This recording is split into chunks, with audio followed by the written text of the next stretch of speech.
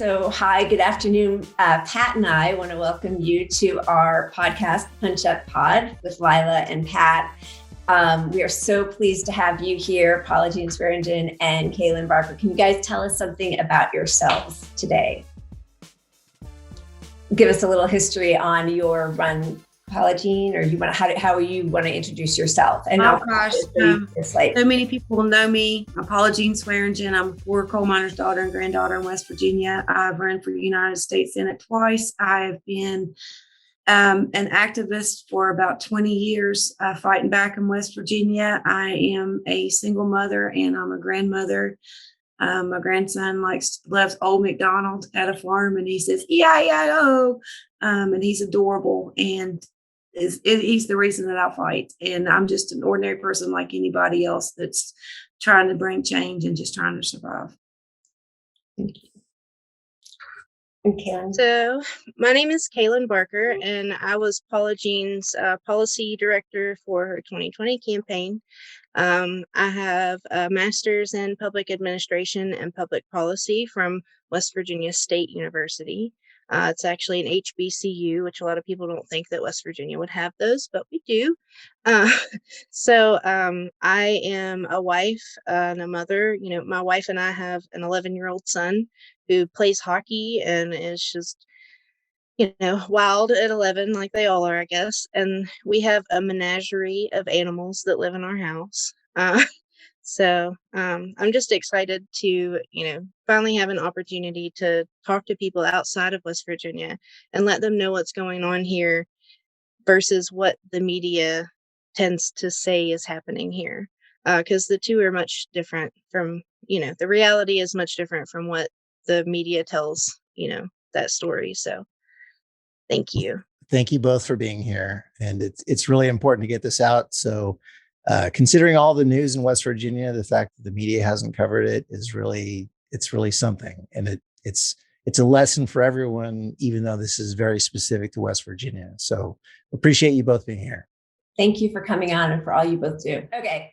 So if you wanted to tell us about, exactly what you were saying about this meeting that was being done virtually because of COVID. Kaylen? Well, the meetings for the West Virginia Democratic Executive Committee aren't normally made available for the public. They're supposed to be, but they're not. So this particular meeting, people had found out that they were actually going to live stream the entire thing on YouTube, Facebook, everything. And we knew that this was the meeting where this affirmative action committee was going to be introduced to the whole executive committee for the first time. So we knew, everybody kind of knew going in that it was going to explode. We weren't exactly sure to what level, but those of us that have followed West Virginia politics for any number of years knew that as soon as any fraction of change was introduced into the executive committee, that it was going to be a mess. So, people just, there were so many people watching that unfold as it was happening. And it was worse than you could ever have imagined before the meeting, because nobody expected it to turn into, 2 hours of racism and discrimination and they weren't even trying to hide it. I mean, it was blatant. So just for people who aren't aware, what exactly was the meeting being called for and who is supposed to be attending? What was the agenda item there? So the reason for the meeting was in 1974, the DNC mandated that all state parties formulate and adopt a diversity plan for affirmative action. West Virginia is about 47 years too late. A similar thing happened with Alabama a few years ago, but the DNC just jumped on West Virginia about not having this in place. So there was a deadline for this affirmative action plan to happen, and the deadline was the day after this meeting. So the people that were formed in this affirmative action committee were being brought into the executive committee for the first time as voting members, is how they we're told this was going to be and how the bylaws say it's going to be. So they're brought into this meeting, and they're supposed to, the Affirmative Action Committee is actually supposed to draft the affirmative action plan, because that's the whole point of the plan, is to have minority voices build that plan, and then adopt it for the entire party for the state. But that's not what happened. Belinda Beafor, the chair, decided to go ahead and just write affirmative action plan on her own, and no one from the Affirmative Action Committee had any input in it. And we're told in a meeting the night before this executive meeting that, sorry about your luck, we're pushing it through, nothing you can do about it. So that was the whole point of this meeting, was to push through and force down the throats of the executive committee this meeting, or this affirmative action plan. So my understanding is that there were 14 Democrats opposed to voting on the bill. Is that correct? Yes. And so Yeah, what 14. was their ultimate justification for going forward with the vote? They said, well, this is just a draft, and we have a deadline, so we need to get it done, or we're going to lose money, basically, because the DNC gives each state party like $10,000 a month, and they were worried that the party was going to lose money, is what it ultimately comes down to. And then also there was a credentials hearing coming up, which is now passed, but at the time it was coming up in about a week and a half. So of course they didn't want to go in front of the credentials committee having not fulfilled that timeline. So that was another reason why they were so forceful as to getting this rammed through. And so what was the bill like? What was her, like, what were the positions like? What did she omit? Or so she, basically the affirmative action plan that she came up with was literally copied and pasted from another state. There was actually even some stuff that was left in there that wasn't even changed over to West Virginia. So it was obvious that she didn't put any time or effort into this. And the Affirmative Action Committee unanimously voted that plan down and said that they wanted, extra time in order to have their voices in this plan, because that's the point. It's to have the minority voices be part of the plan for affirmative action and reaching out to disenfranchised people in West Virginia. But basically, Belinda never gave anyone an opportunity to bring forth any amendments, except for one person, Pam Van Horn, offered an amendment to have it say first draft on the front page. So to say, it's like virtue signaling, just to say, hey, we're going to let them go back and do this again, but here's what we came up with. But, whenever Marianne Claytor, woman of color, was trying to offer up an amendment, she was immediately shut down and told, no, we're not taking any other amendments and whatever. And just it was muted and basically told to shut up and sit down. So, that was one of the big problems, is that every time somebody was trying to speak up, a member of this affirmative action committee, every time they went to speak up, they would immediately get muted. So, there was just, it was, they were kicked out of the meeting too. Yeah, they were kicked out of the meeting at multiple times. So a lot of them had to call in because it was an invitation meeting. So they had the power to physically remove them. So once you use the invitation once, you can't use it again.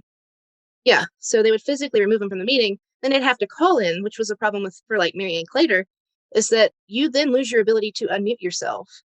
So that was, I don't know if that was by design, but it certainly seemed that way. But they certainly had no qualms about having this open debate and shutting a lot of the African-American speakers out, like in full public view in West Virginia, right? It's indicative of a much larger issue in the West Virginia Democratic Party, and I think even nationally. But it comes as no surprise that this happened. It was just a little shocking that it finally happened in full view of everyone. Publicly, right. Yeah. And if I understand this correctly, this is something that was mandated by the on some federal level for all the states to implement 40 Yes. years ago, and they're just now getting to it. And their first action is to exclude the African American people from the discussion. Yeah, it was the most blatant it was just the most blatant instance of racism and discrimination that I've ever seen unfold at an event connected to the Democratic Party. And, knowing, what I know is having worked with candidates and in the party and with activists, it wasn't surprising, but it was just so shocking to see it actually unfold, because most of it was overt, like under the radar stuff. But this one, I mean, there was no hiding it. There's no way to get out from under it. But no one's talking about it. And that's the biggest issue, is that she's going to get away with even more than what she's already gotten away with for, a decade. And what about the African Americans who were on the committee who were shut out? Have they been trying to get back in there and make any amendments? Is there any channel for them to do that, or are they completely at the discretion of her, like sort of allowing them to have a voice even now after that? Yeah, it's completely up to Belinda Biafor. I mean, there's literally no, calls for any way for anyone to do anything for her. The problem is that, with this credentialing hearing, everyone thought, well, Jamie Harrison's the chair of the DNC, an African American male, is in charge of the DNC. Finally, somebody's going to do something to stop her. But sorry, somebody came down the driveway. There's no way to get away from the dogs at my house. That's the best thing about Zoom, is that we get dogs and cats. And yeah, usually there's a cat crawling around on me somewhere, but we were all hoping that with with a shift in leadership at the national level, that hopefully they would see what was happening here in West Virginia and then take a stand against it. But they didn't. They just kind of swept it under the rug again and was like, it's no big deal. It's fine. Right. And the fact that this is not a national story is an embarrassment, along with the other story we're going to cover from West Virginia for this week. Yeah. I mean, that's why we really wanted to have you guys on. But yes. The fact that Joe Manchin's not said anything, and you have to look at the years and years of corruption within the West Virginia Democratic Party. Joe Manchin and Belinda Biafor, it's rumored that Belinda Biafor is Joe Manchin's cousin. If she is or not, they're still close family friends. The former chair of the West Virginia Democratic Party was his best friend. Joe Manchin has a deep tie to the West Virginia Democratic Party. We are labeled a red state, and for decades, the state has been blue.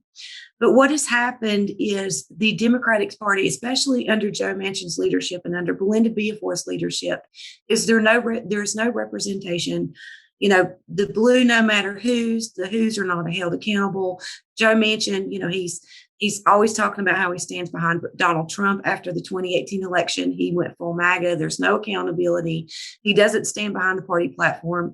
We have some Democratic Executive Committee members that are actually incumbents, that are delegates and senators in the state house, which is a conflict of interest, that are also, some of them are good friends with Joe Manchin.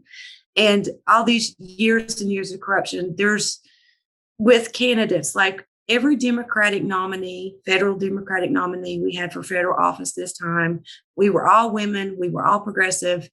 Joe Manchin came out in support of one of us. The party really didn't support us. Some of the local committees supported us, but Belinda Biafor showed up and I forced her hand to speak at a meet and greet at one event. When I first announced in 2020, the first thing she said to the media was, well, she got too big too fast. So it's a big tent of corruption. Shelley Moore Capito, who's a Republican United States Senator, her and Joe Manchin are best friends. Our current governor, Jim Justice, he's the richest man in West Virginia. He's one of the biggest polluting coal barons in West Virginia. He owes unpaid mine fines in Tennessee, West Virginia, Virginia, and Kentucky. He doesn't pay his taxes. Prior to running for office, he was a Republican. Joe Manchin recruited him and campaigned for him. The whole party, the Belinda Beafor crowds, all got behind him. After he got elected, he changed his party affiliation to Republican. In 2016, Bernie Sanders won all 55 counties in West Virginia. We had super delegates like Joe Manchin, Belinda Beafor, Elaine Harris. It's like 4 or 5, 6 people within the party that are, just real, that have a really good, close, tight relationship with Joe Manchin. All of our super delegates went against the will of the people and voted against Bernie Sanders in 2016. And the Democratic Party has been so demonized because of this corruption here in West Virginia. That's why you see the sweeping red. A big part is propaganda, but people still look out their windows and they have, out their doors, they don't see nothing that's changed. They have cardboard for windows. We have people here that don't have adequate sewage systems. This is one of the sickest and poorest states in the country. We lead in drug overdose deaths. And the people that are in power are funded by the pharmaceutical industry, the coal industry, and the gas industry. If you look at Joe Manchin and Shelley Moore Capito's funders, they're funded by the same people. And Joe Manchin and these people have had a tight control over the party. They're not doing anything to reach the voter base here in West Virginia. There's no real talks about economic diversity. They're doing nothing to actually end the addiction epidemic here. It's just, when we hear about these bipartisan relationships in Congress and the filibuster right now, it's to cater to their funders. It's not us. And the corruption that goes back to the Democratic Party with this filibuster and everything that Joe Manchin's doing, West Virginia suffers and the whole country suffers. And it's so disappointing that the Democratic Party is not standing up against this when it's blatant racism and discrimination. And they are not looking at the corruption within the state. I've heard people talk about if you could run for office in West Virginia and be in politics, you can do it anywhere in the world because it's so corrupt here. We have these political dinosaurs that are gatekeepers, and they're doing nothing for our communities. We have children, we don't have comprehensive broadband. We have children that actually go hungry in this state. When our educators went on strike, people were worried about food insecurities. We have food deserts, no rural transportation. The list goes on and on and on. And these people don't care if we live or die. And they do not treat anybody that might have a chance that's an ordinary person to have a viable campaign. I can remember in 2018 when I was Joe Manchin's opponent in the primary, the biggest pushback that I got was from the Democratic establishment in the state. I remember going to a West Virginia Federation of Democratic Women who support this decision with Belinda Beafor, and they celebrate it because they're the same people. A bunch of white women run that organization, and this state is 95% white. They didn't say my name, and I got introduced as, will the United States Senate candidate come up? And they were cutting me off before my 3 minutes when I was speaking. And it's just a big control umbrella of corruption here in West Virginia. And I'm tired of us getting a black eye. And this is just another black eye for West Virginians when ordinary citizens are struggling. I've been an activist for probably 20 years. I fought for my children and grandchildren, as well as being a single mom, sometimes working 2 and 3 jobs and sacrificing my life to run for office because we are so desperate here. It's like we have a deep connection to our land. The people have a deep connection here. When it comes to partisan divide, people are divided and they treat their vote like a football game because it really they don't see any change and they vote for anything that'll give them hope. But, if we're hungry, we feed each other. We take care of each other. And at the end of the day, it's really not about partisan politics. It's about our corrupt representatives. And it goes deep back to the West Virginia Democratic Party. It's not only Joe Manchin, which Joe Manchin is the head of the Democratic Party here and has so much control, but the people all over this country is suffering with this filibuster because of what's happening. If you can dismiss the blatant racism, which I don't see how anybody could, CNN should be covering this. Joe Manchin has been crickets. He's been dead silent about this issue, and the Democratic Party not doing anything is astounding to me. It's really grotesque. It absolutely is. And they're not representing the people, as you said. So what is the next step here? What do we do? We air this, we try to get as many people to have eyes on this as possible. What are the people on the ground with you that you're organizing? Like, what is the next step right there physically? I mean, the first step for us is to make sure that, good, strong, progressive candidates run for every single seat in the executive committees in every county.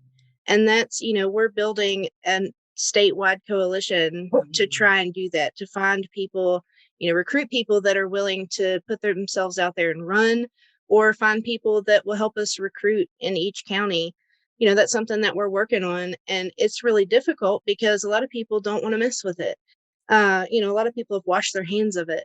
Yeah. And that's really, it's upsetting because, we actually have a chance right now in West Virginia to change the party, and it starts, getting rid of Belinda is not going to do it.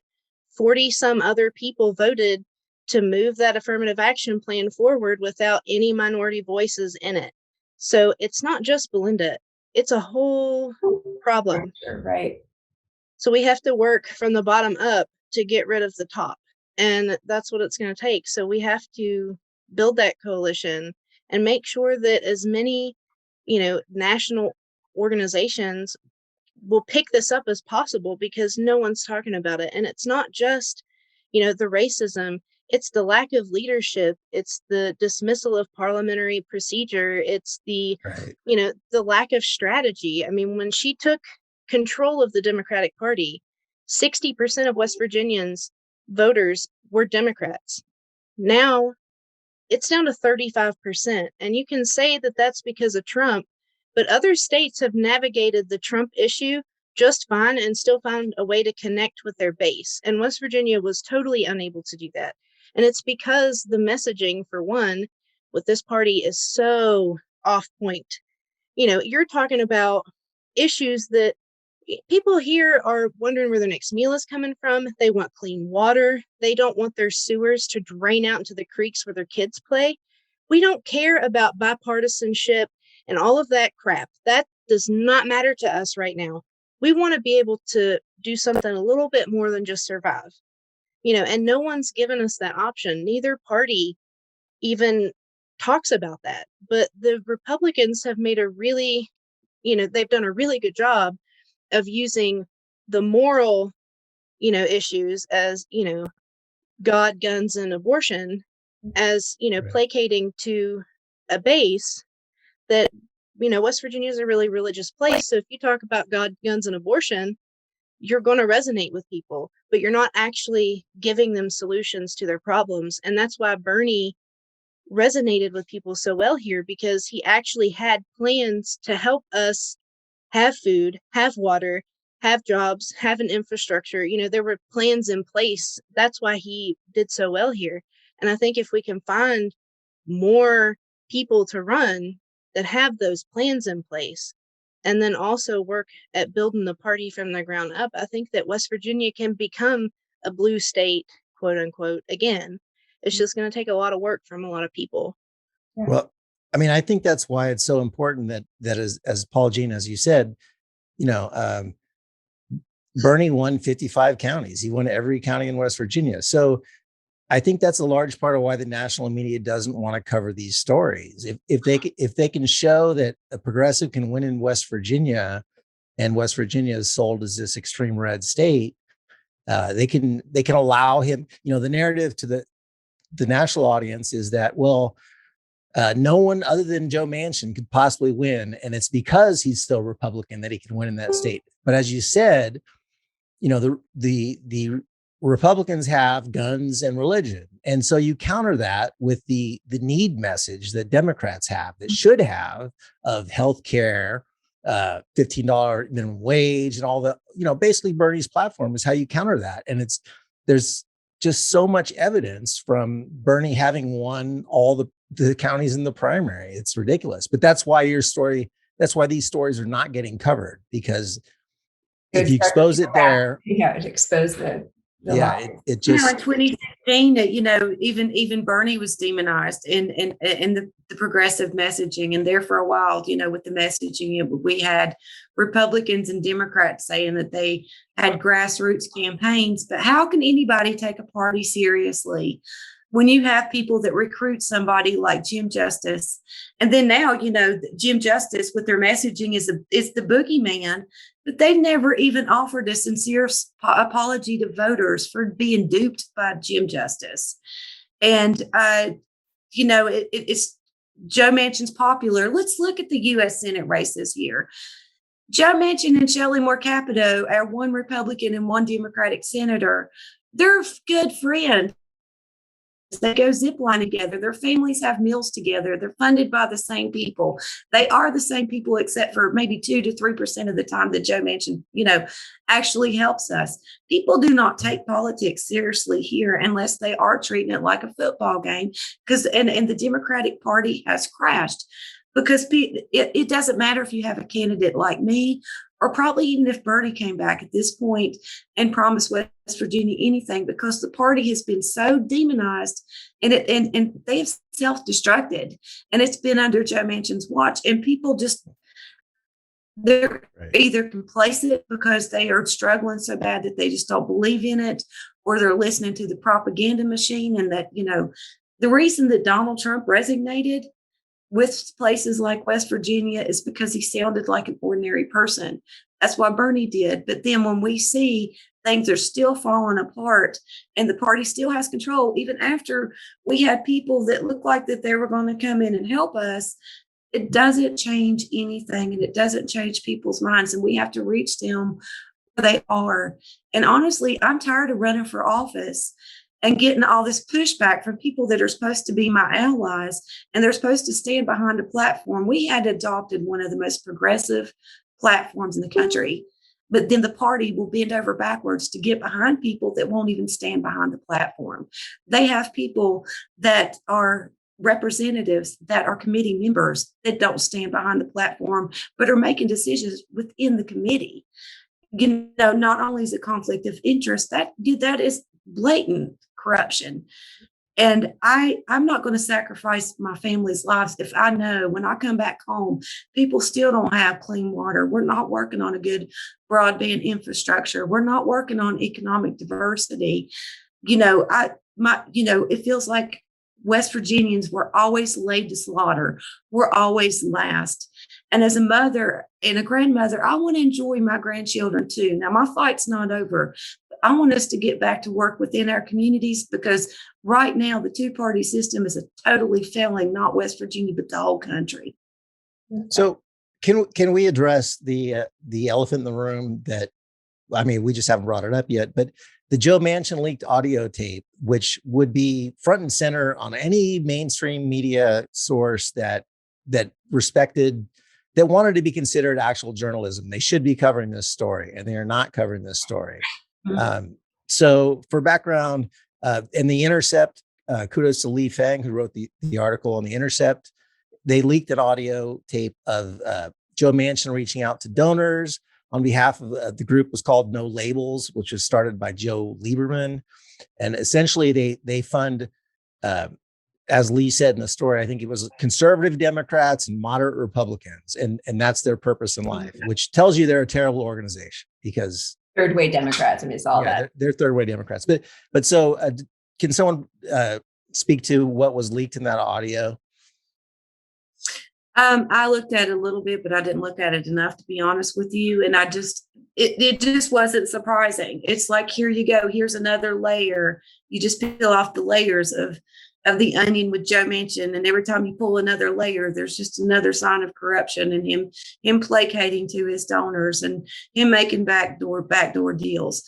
Going back to the U.S. Senate race, I don't know if I said, but they do everything they can in their power to make sure that ordinary people like myself and actual good candidates that actually try to do the work don't get any type of publicity. There's media blocks for actual grassroots candidates that care about the people.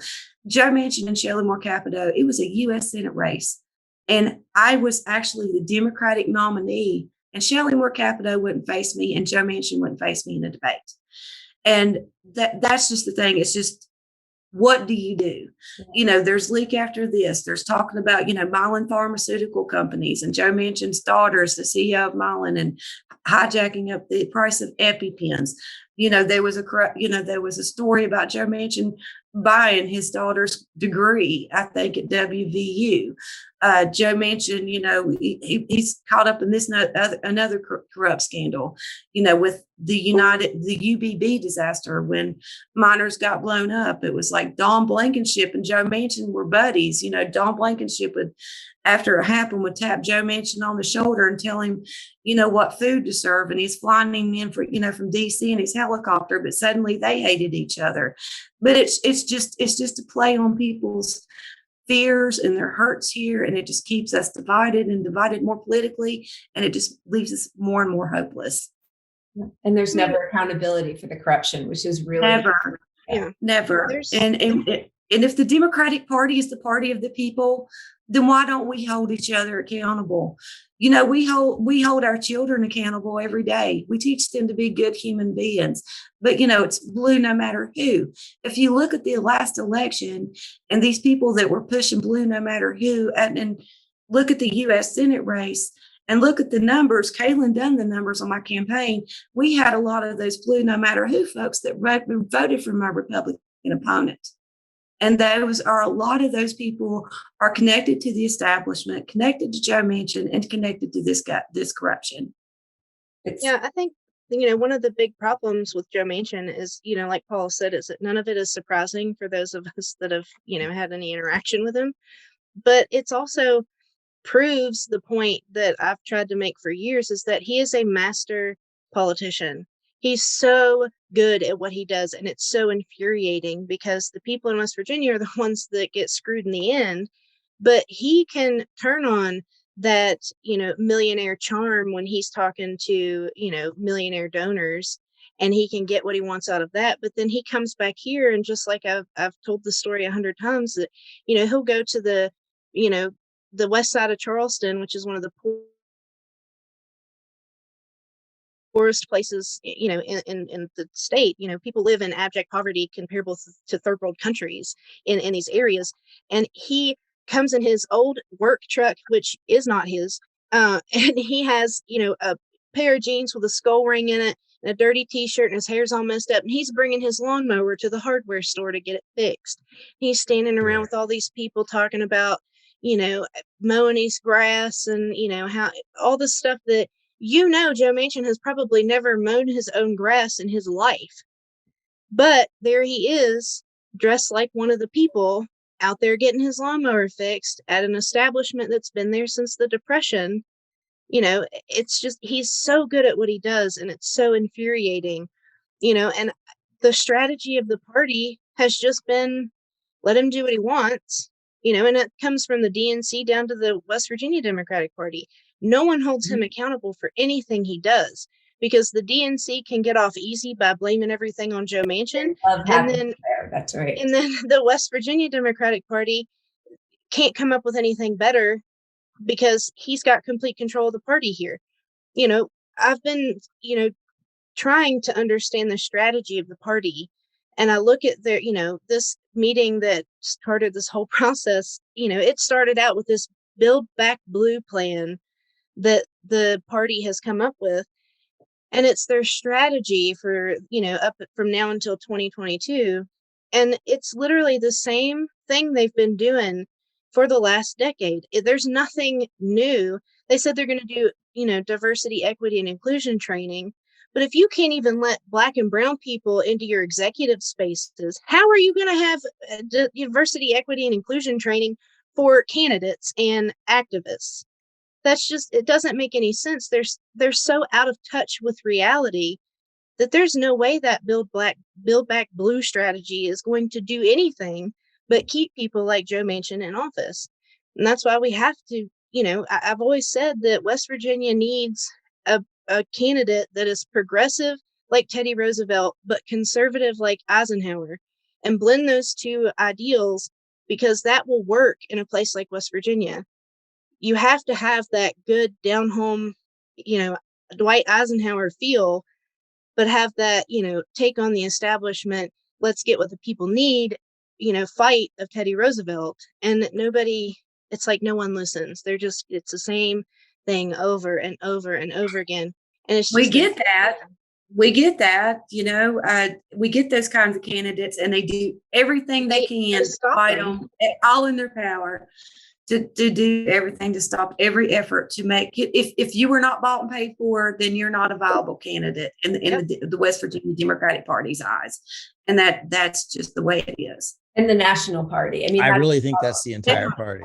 It's the entire party, right? And the fact that Jamie Harrison isn't stepping in to try to do anything to rectify what just happened at that meeting. The night that happened, I wrote an open letter to the DNC, posted it on Facebook, Twitter, tagged them in it, tagged the DNC, tagged Jamie Harrison, tagged Keisha, tagged, Gretchen Whitmer, everyone that's in leadership of the DNC. Not one like, not one response, nothing. Crickets from everyone. And that's the whole party from the top down. No one is holding anyone accountable. How can we hold Republicans accountable if we can't even hold ourselves accountable? That we can't be the party of accountability and diversity and equity and inclusion and all of these great, wonderful things that make wonderful taglines if we're not actually doing the work. Right. And I think that's where a lot of people get turned off by the Democratic Party, is that we're all taglines and no work. Right. They were electing committee members in that meeting too. And the 1st, 2nd, and 3rd congressional district. The 3rd congressional district is the poorest district in the state. And they were only going to put forth one. They were supposed to have a male and a female, and they were going to only put one representative for the 3rd district, which in the place where we're misrepresented the most, and hand that over to where Joe Manchin is, to the 2nd district and up toward Fairmont, where all the rich folks and all these folks are from. And when we were talking about these caucuses and diversity, equity, and inclusion, they didn't even discuss having a Coalfield caucus when some people here don't even have clean glass of water. And the Industrial Revolution, y'all have heard me say over and over, was built on the backs of coal miners, their families, and surrounding communities. And we can't even be represented by the party that's supposed to represent us and be diverse and inclusive. But when it's like people are deserted in this state, like out in Weirton, where Weirton still is up in the northern panhandle with the decline of coal. The people there are suffering a lot like the people are here in the coal fields. But in these privileged areas, these people are so out of touch, and they don't even grace us with their presence. We are always forgotten. And, the heart of labor was built in Kentucky, West Virginia, and Appalachia. I'm near Matewan right now. There's bullet holes in the building near Matewan, West Virginia, where people shed blood for our labor rights. And it's not only that have we not regressed. I mean, not that we've stayed the same, we have regressed. Children up the holler near Matewan, they're dropping off like flies because of the addiction epidemic, and nobody's heard. Yeah. Right here in the heart of labor. No, it's appalling. It's grotesque. First of all, I'm just so sorry, and I'm so grateful to both of you. And I've been following you for such a long time, Paula Jean, and your runs for Congress, and it's hard not to be entirely cynical, because it takes so much effort on your part and everybody's part to try to do these grassroots candidacies, and then there's still people suffering and nobody's listening to you, and to get that spotlight on you and to expose the immense corruption throughout the whole party. So, thank you. But then you have these really glaringly obvious stories that should be covered by the national press, and when they're ignored, it makes everyone that much more hopeless. Because look, how bad do they have to be to get Joe Manchin covered on CNN for a leaked audio tape, or for the racism at this meeting, where they kicked all these people, African-American people, out of the meeting about diversity, and West Virginia trying to implement something that should have been implemented 40 years ago. And that doesn't even get covered. So I understand how difficult it must feel to run as a progressive candidate, you understand probably in West Virginia that the party is very much against you. Well, we're conditioned as Americans to work hard and live the American dream and pull yourself up by the bootstraps. And I've always said it's hard to pull yourself up by the bootstraps when you ain't got no boots. But Kaylen nailed it the other day. It's hard to pull yourself up from the bootstraps when you ain't got no boots, especially when the people in power take your boots. Yeah. And that's basically what it is. And it's like West Virginia has laid the platform for cultural genocide, and the people in power, they keep us down and they keep us downtrodden. It would be nice for once for us not to get a black eye. I want to apologize to everybody, especially with Joe Manchin, what the party's done with this filibuster. It's like we as citizens take the black eye. Well, why did you vote against your best interest? When you don't know where your next meal is going to come from, and you've got somebody making all these promises, and you have all this corruption, and you don't know what you're going to do, how can you make good decisions when you don't even know where to make a good decision at? Well, and that's part of the strategy. I mean, that is part of the strategy. So certainly the vote shaming and the blaming people for voting against their own interests is so cynical, and it's an evil ploy because they know exactly, the establishment knows exactly what they're doing with that. They absolutely. Oh, yeah. And, in West Virginia, especially, we hear all the time about voting against our own self-interest, and we're just, ignorant hillbillies. But when you live in a place that has, all of the poverty for one, and then you add the fact that a lot of us don't have good internet service, and a lot of campaigns are run on digital media. So if you don't have digital media and you don't have a TV because you're too poor to have it, and candidates can't get out into a lot of these hills and hollers just because, grassroots candidates can't raise $12 million to go out and send 100 people out into hollers. Not only is it that, but then you have, so the primary candidate's out because, they don't have the money, people don't have the connectivity, and, so that person's out. Then you get to the general, and you've got Joe Manchin and Patrick Morrissey. So, okay, Joe Manchin, he's pretty awful. Then you have Patrick Morrissey, who's as close to the devil as I think you can get.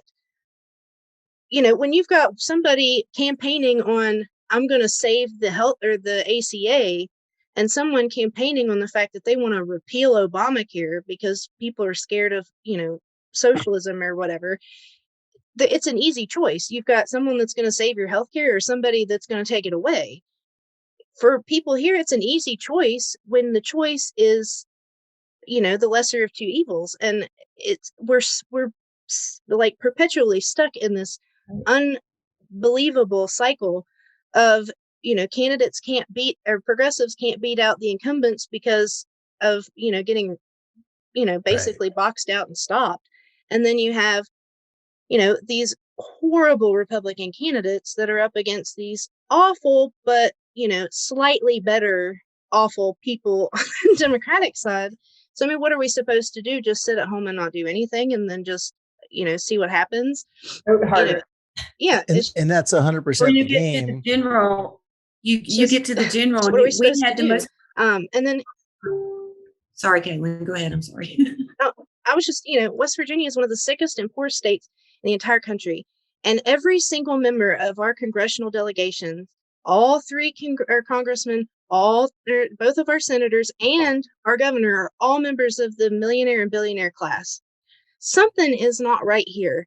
And if somebody that can't see that, you're either totally blind or complicit. And, it's just, I'm just gotten to the point where I'm so frustrated with it that, at many points I've considered leaving the party, but now we're in a position where we can take it over and change it for the better. And I'd rather take it over and change it than, abandon everything that I've worked for. I've been working and changing the party for so long. Why give up now when we have the best opportunity we've ever had to make change? Okay, so what is that opportunity? Why are you feeling that way? Can you tell, because a lot of the support for Belinda is from, this is going to sound awful. For a long time, the average age of the West Virginia Executive Committee for the Democratic Party was 74. That has not really changed much. So to not sound ageist, a lot of her support comes from old white people. And those old white people have either passed on or stepped down from their positions within the party. So I mean, there's 2 counties in West Virginia that don't even have an executive committee because the members died and nobody replaced them. So, time it is on our sounds terrible, side. but that's the reality that we're in. Right. Yeah, I mean, it's the reality we're in. And a lot of younger people that haven't been old enough to be involved in this stuff are finally of age. And I mean, I thought the millennial generation was wonderful, but this Gen Z generation, they will burn it down. They don't care. They burn it down and ask questions later. And I love that about that generation because they're just ready to go in and tear it down and, build something better. So now you have this whole generation of people coming up who are able to be involved and want to be involved. And the problem, our generation, my generation, the millennials, we wanted to be involved, but we're so bogged down with debt and depression that we couldn't get involved. So, it's kind of evened itself out to where the older generation's gone off. This younger generation's coming up into a position where they can make change, and they're excited and they're energized. Well, that's hopeful. That is hopeful. Well, we want to get as many eyes on this story as possible. So we will do everything we can, certainly. And I mean, I'm so grateful for all the work that you two are doing. And I'm just so devastated by what's happening in our whole country that's really epitomized in what's happening in your state. It's just horrific. I'm sorry. I second that. And we will do everything we can to get this out to people. If there was national coverage on any of these stories, none of it would be acceptable. None of it. Right. So, yeah, if they could. Thank you guys so much for being here. Yeah, I mean, people have been canceled for a lot less. So, right. It's just the fact that nobody's talking about it. Not even just the issues that we've had in the past, but then you add this blatant racism. This week, the media should be focused on discrimination on top of it. And the fact that no one's picked it up is just infuriating. Yeah. Right. And the fact that these 2 big stories broke this week in West Virginia should put West Virginia on the radar, and they haven't. And we know why. And that's we tend to get coverage when we want to be stigmatized as dumb hillbillies that don't have teeth and shoes and brains. Not that not having teeth is bad or not having shoes, but it's just we're stigmatized.